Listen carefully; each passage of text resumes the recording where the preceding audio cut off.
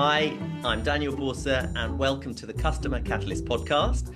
The book focuses on the sea change growth engine. So it's the C representing the customer in 10 growth drivers, from culture and customer voice to ultimately creating customer advocates where you co-create and evolve growth and the business.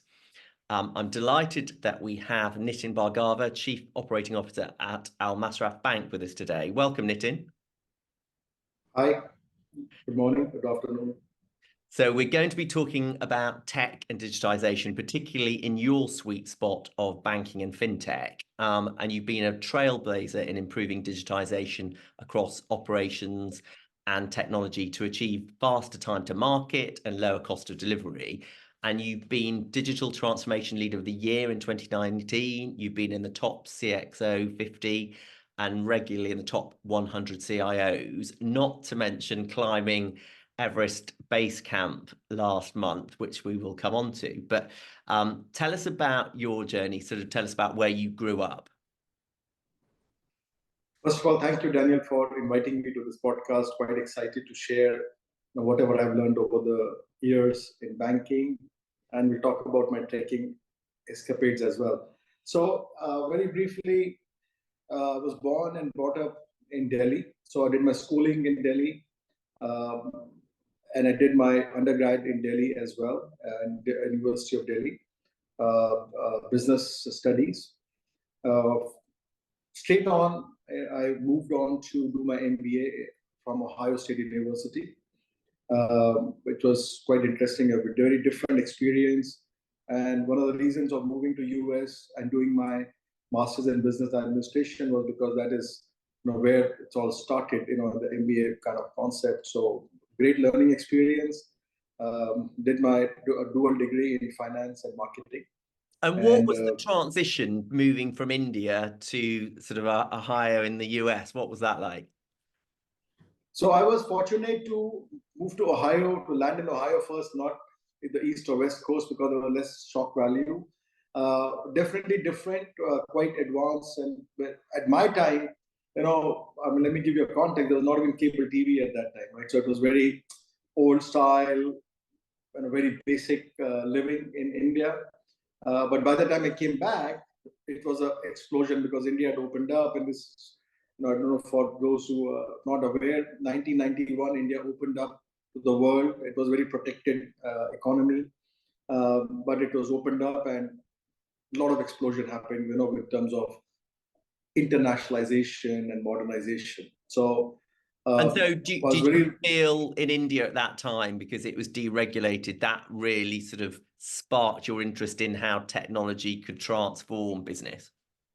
Yeah, good question. Actually, I was a major in finance and marketing, but what I learned in the MBA, they taught us coding as well. So, you're doing your own, MIS, a lot of use cases to do programming, looking at the data. So quite advanced from what I was used to. It's more like book knowledge and all that. So it did help in setting a base for future as well. So to me, it was very different learning, flexibility in what courses you choose versus what you had in at least in my undergrad. So yeah, I could choose what I would like to do, and then shaped up my career as I went along. And you said when we spoke before that you actually looked at other careers, sort of such as manufacturing. So what made you choose finance and tech in the end? So I come from a family which was in manufacturing business, like SME, small and medium enterprise, and I did help my father into that, paved my paid my way through as well. But after MBA, and I looked at my peers and colleagues from universities, finance and banking was a glamorous place to be, right? And it paid very well as well, and quite glamorous. And I also realized that you learn a lot from your colleagues and peers, when and you can fast track your learning. So that's what prompted me into banking, just to have a faster learning track, and I'm still learning. Yeah. So whatever I learned in school and university is still continues as you meet more people, talk to more regulators and all that. And so your first job, where was that?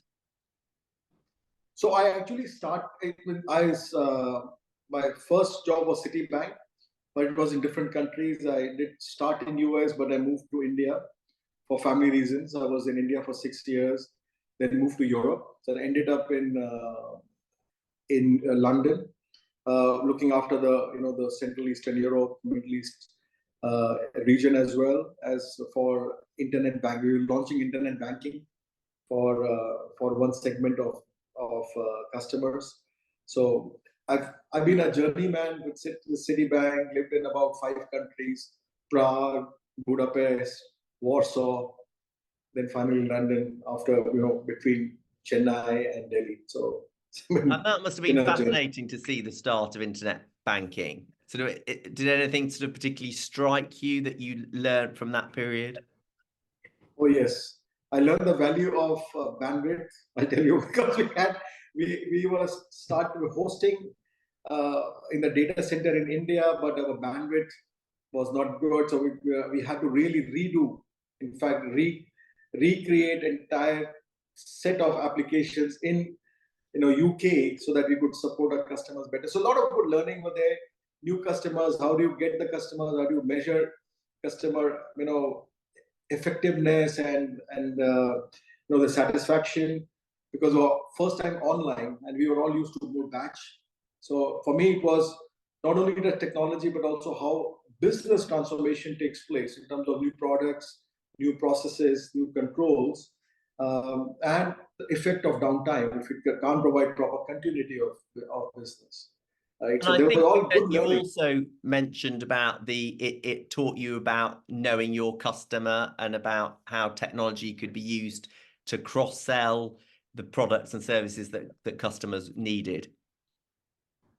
Yes, absolutely. So, it's because you are, in a way, from digitally closer to the customers than you are when you are offline in a batch or dealing with a customer in a branch, because that's more location oriented. When you are more digital, you are anywhere, and you are interfacing, you're monitoring, you're supporting from anywhere, and that really brought a big mind shift for bankers as well as customers to say, I can get service from anywhere. And with the mobile bank explosion, it obviously changed everything. Right? So yes, for me, from a conventional banking where I started in reconciliation, looking at a 132 line report to do reconciliation, line by line, into now, writing codes and, matching them, is very different from what it was, the auto reconciliation. So it's very different from what it was. And then you went on from Citibank to Barclays Bank? No, I did from Citibank, I moved to Morgan Stanley in UK itself, 5-year stint. Looked at expansion in Europe itself in the retail side. Then Barclays Bank for 5 years, and Barclays was a more global role where I looked at regulatory programs, looked at a lot of outsourcing as well. Set up an India captive center, which now has probably 20,000 people. Now I started with I personally had the first 27 employees there, and it's now a big center for Barclays globally. Excellent.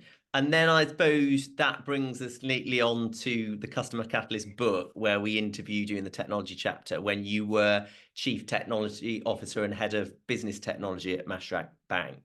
Yes. And I remember we talked to you there about the integration of multiple IT applications and data systems, where it gave you a 360-degree view of over 1.5 million customers. Can you tell us a little bit about that and how it transformed experience for those customers? Yes, absolutely. And that probably was, for me, a new region, but a big transformation personally for me as a professional as well. It gave me an opportunity to look at all business lines, across corporate, investment banking, retail, wealth. And it was all about modernizing the bank. And the bank is doing very well now. But I was there from 2015 to 2020. We looked at all customer platforms, all customer platforms from corporate to retail to wealth platforms were replenished. We looked at operations digitization in a big way, so leading to straight through processing, monitoring digitally how each process is and how the fulfillment process for the customers is. So that was more digital insight, and we did a lot of cost extraction through it, and outsourcing was easier through it as well. And for those outside the Middle East, can you just sort of give a brief description about who Mashreq Bank is? Good point. So Mashreq Bank is the largest private bank in UAE. It is actually present in 14 countries as well. So branches is the only dollar clearing bank in UAE as well. So branches in New York, London, Hong Kong, India, Pakistan, a big presence now in Egypt as well. So it's got 14 countries presence. It was run by the owner himself till 2019 end, but then it was moved to a professional CEO. Very well run, very well funded and invested bank in technology. It is one of the leading banks in transformation led by technology in this region. So if I give you some numbers, you talked about 1.5 million customers. The net profit is generally between 2 to 3 billion US dollars per year right now. So for a bank with like 5,000 employees, 5 to 6,000 employees, it's done very well, and it's always in the top 5 banks of the region. Amazing. And you talked about how you'd worked with McKinsey there, hadn't you? Can you tell us a bit more about how you worked with them and the improvement in customer experience with the portal? Yeah, I think yes, of course. McKinsey played a key role in transforming Mashreq Bank from a conventional bank into a more digital bank. We started off with the retail bank, so a lot of customer journeys became digital. Through them, we had new business line, something called Neo, and Neo Kids, were basically for supporting, bringing kids into the banking. Obviously, guided by the parents and all that, but there is some bit of that kind of journey there. Compliance-related transformation, new products-related transformation, but more around digitizing the end-to-end journey. And my last year or so, I was fully into the corporate side of transformation, corporate and wealth, where we looked at for large corporates or SMEs, ability to give them a 360 view, as you mentioned earlier, on their portfolio, on their commitments, financial commitments, on overall. So you talk about supply chain, you talk about commodity finance, different products. So it was one portal for our customers and a different profile. So CFO will have a different view, CEO will have a different view, operating level people will have a different view. So we did all that in-house, and now you can see a lot of products coming out as well. But it was for us one of the first in the region to be able to bring harnessing the data and giving predictive analysis to say something is a commitment, which we see from the data that some payment instructions have been booked, but the funding is not there. So you prompt the customers to say, we can give you this funding, or we can use this for funding. So that kind of predictive analysis was also for the first time we were doing in the region as well. It's quite successfully run right now. No, very interesting. And then also from what you're saying, from the bank's point of view, it saved them time and financial investment in defining those cross-functional processes to improve customer experiences as well. Absolutely. So it brought seamlessness in supporting our customers, right? So you look at, and even now we are on that journey in my current bank as well. So from front office to middle office to back office, all seamless, and that's a happy path, but something has to be, there's a divergence, say for compliance or risk or credit reasons, there's an automated process to do the evaluation within the SLA, and everything recorded, everything digitized, make sure bank has the ability to take the right decision and support our customers in the right way as well. And so you're now at Al Masraf Bank, and I can see in your background, obviously, for those listening, they won't be able to see it, but you've got the Burj Khalifa and Dubai in Right in the the back. background. So tell us about who Al Masraf Bank is and what your job as COO entails. So Al Masraf is a very purpose set up, but it's a quasi-government bank, part owned by UAE, Libya, and Algeria. It is basically more for investment banking and trade finance to promote trade finance in the region as well. So we are primarily an investment bank and a trade finance bank. I was brought in it's been almost 2.5 years now to help grow the bank into obviously a more digital corporate bank, but also retail banking. So we did a lot of good business on the retail side. We set up a digital bank. We didn't brand it like that, but it was a fully digital bank, from digital onboarding of customers, digital giving mobile services, so everything, all transactions digitally, digital lending for cards or loans or mortgages. So all straight through processing, embedded with all the controls that needed to be there as well. So, rules-based lending, and so all that has been delivered. But the focus remains into the corporate and the SME and the trade finance side. So which we did the corporate side, now we are into the trade finance digitization as well.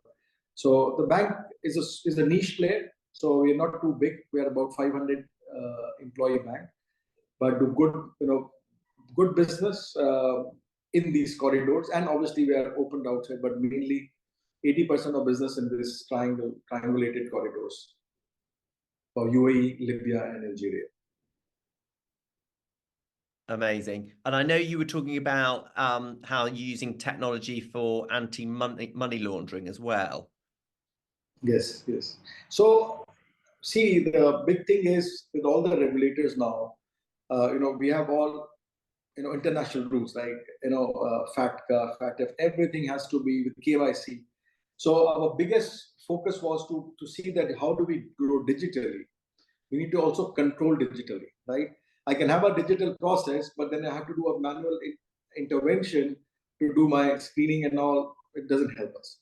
So we are putting a very new technology, a lot of artificial intelligence and neural logic based, screening and monitoring, where it's embedded in your journey. So I do my digital onboarding. There is all the liveliness check has been done. My list, I screen against list within seconds.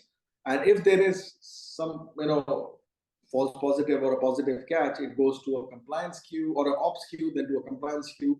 Everything is seamless, right? And on top of it, I think this is now usual every bank, but we started in Mashreq, we did it there. Now here, perpetual screening. So you keep any new name comes in a list which you need to screen against, the full scan goes through overnight, all the time. So a lot of compliance focus, because we are a kind of quasi bank. For us, being right is very important. So compliance related decisions, risk related decisions, credit related decisions are all now kind of more digital than they ever were. So Nitin, tell us what impact digitisation has had on Al Masraf Bank and its customers. That's an interesting question. That's what asked every time by my management as well. So, it's important to note that through digitization, we have been able to scale up our business without adding to our employee base. For example, our business is 2.2x right now, or more than double, and no increment in the people side, right? So we have used digitization to drive the growth. 70% of our transaction now, from it used to be like 5-10%, we are now 70% transactions are digitally originated, digitally fulfilled, which means from cradle to grave, it's all digital, inside and outside. From 15 branches, we're down to 6 branches, but volume of business, obviously, as I mentioned, is double because of the the digital channels as well. So most of my retail is digital. Corporate adoption is almost at 50%, but 95% retail is digital anyway. So we are overall 70% digitized, as I said, inside and outside. So it has created, big impact on the business value. The new digital products are coming, but from the operational excellence side also, Daniel, you see that a lot of these controls are embedded. So compliance, we talked about compliance and screening in Mashreq. Here also in Al Masraf, we have done new technologies to embed at every phase or every journey controls that are expected from the regulators and reporting and all that. Our credit is now 100% digitized from the corporate side. Our credit proposals are all evaluated on a platform. We do pre-evaluation through using rules, and then it goes through management for final approval. So this is one of the first things that I've ever done of digitizing the credit process. Quite difficult to do, but yeah, that's some of the impact we had on the Masraf Bank. And I think you said you've now digitized over 300 end-to-end customer journeys, which is interesting. That's about that. Yes, correct. Yeah, we have a little bit more to go, but almost there. Brilliant. Yeah. So that brings me on to my sort of next question, actually. For those listening outside the Middle East, how do you see that technology is driving transformation and digitization in banking and fintech in the Middle East that other regions in the world can learn from? Yeah, it's a very insightful question, and I think I have to weigh my answer carefully.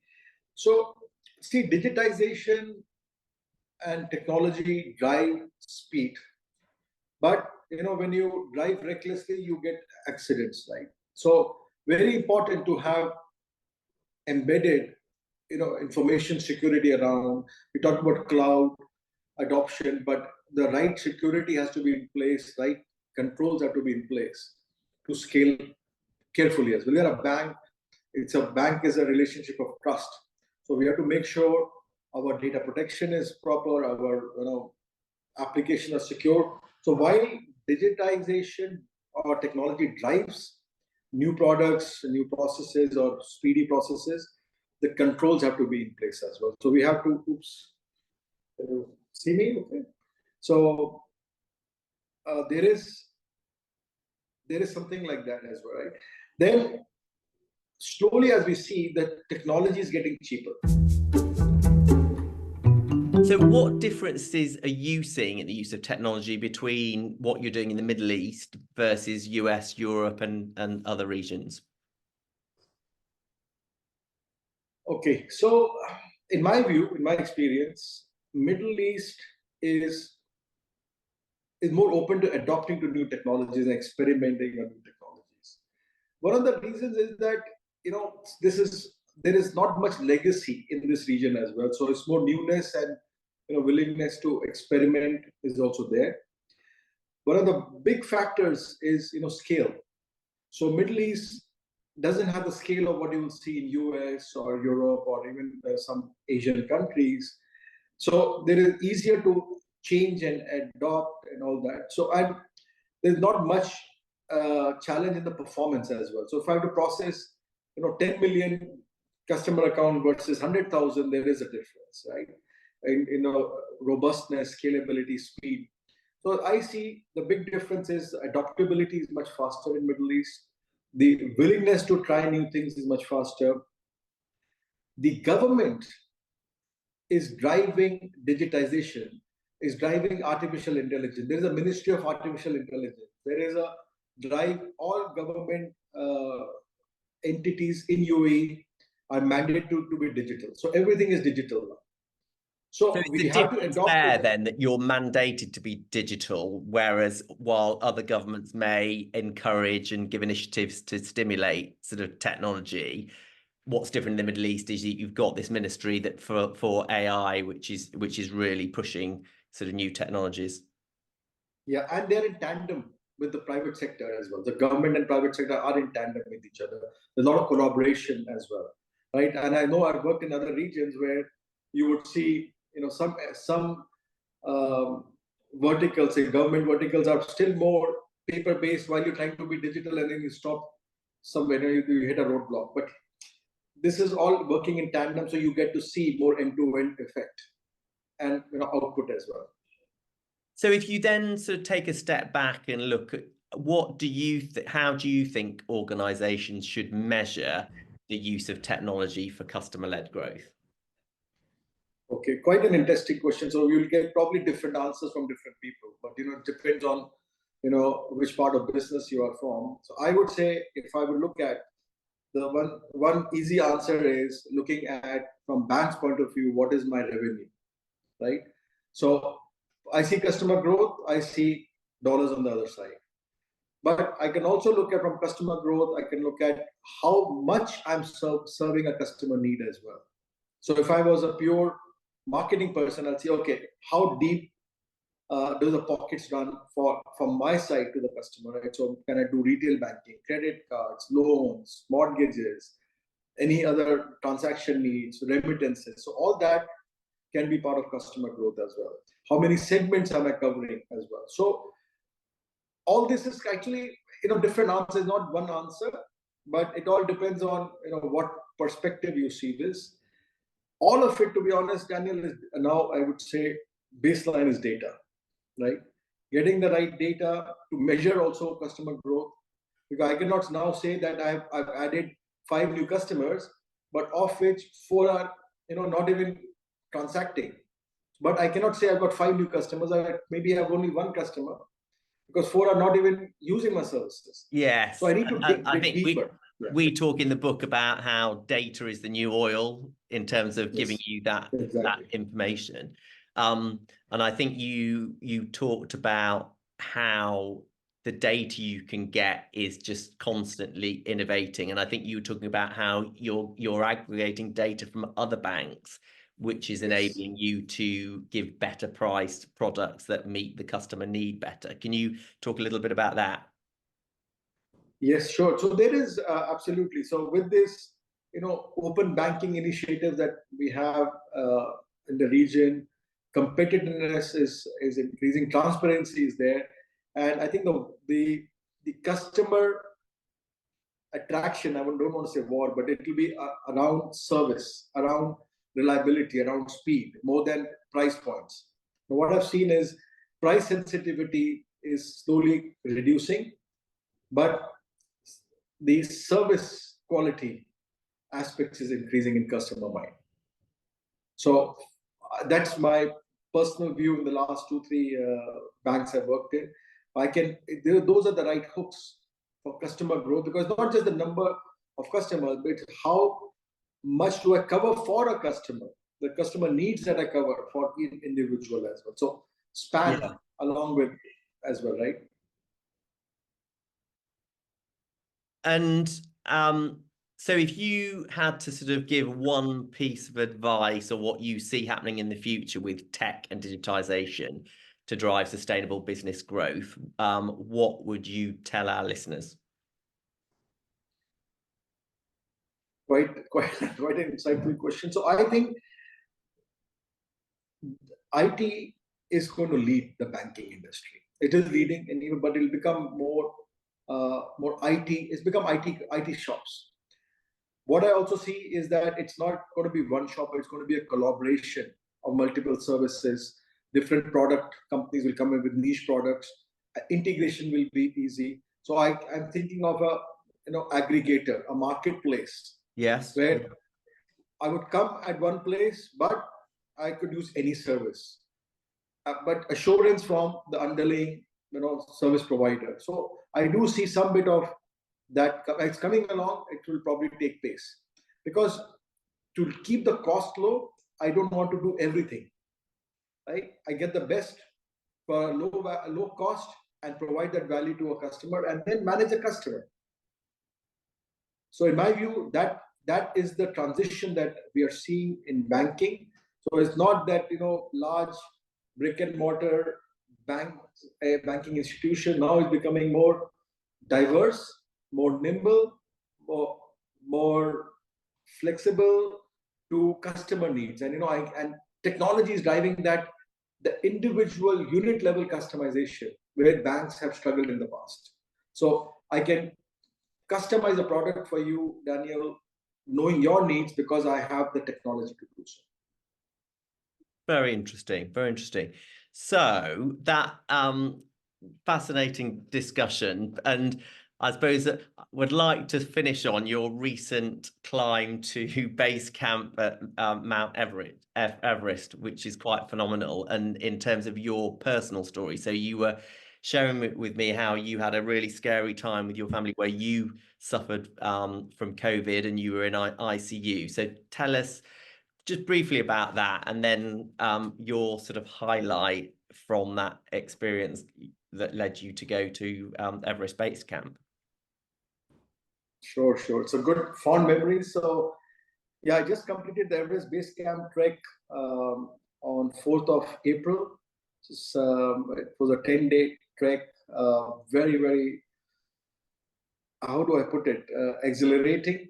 Mm-hmm. It was quite, challenging for me because 3 years back, I can call myself a COVID survivor. I had severe COVID, 16 days in intensive care unit.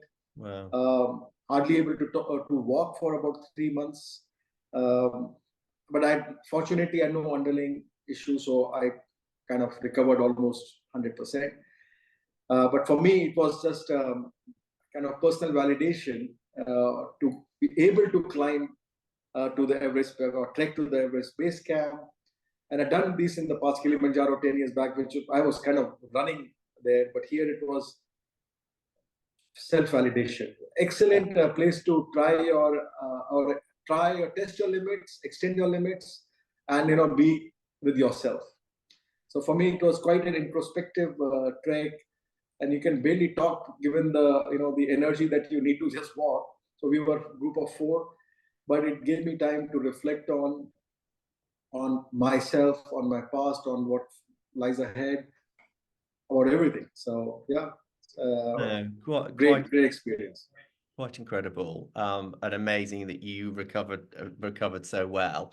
And you talk about the 9 Ps of success for your trip, which people can check out on your LinkedIn post. But fascinating discussion, and I thought it'd be interesting to conclude with a quote that you talk about from your trip to Everest, where you talk about it's not the mountain that one scales, it is the doubt and self-cultivated limitations within that you overcome. So the strong, silent present of oneself with nature resonates into a powerful union that can conquer all fears, which I think neatly sums up your customer-led leadership in technology. So delighted to have the conversation and today. So thank you, Nitin Bhargava, Chief Operating Officer at Al Masraf Bank. Thank you, Daniel, for taking time out and having a great chat. Brings good memories, and thanks for the refresher as well. So much appreciated. Brilliant. So thank you for listening today. As we've mentioned before, this isn't just about a book, it's about us all thinking differently about how we can center the whole organization around the customer. We've obviously been talking about technology as a sea change growth driver, and how it's an integral foundation now to extract data and drive a personalized customer experience for growth.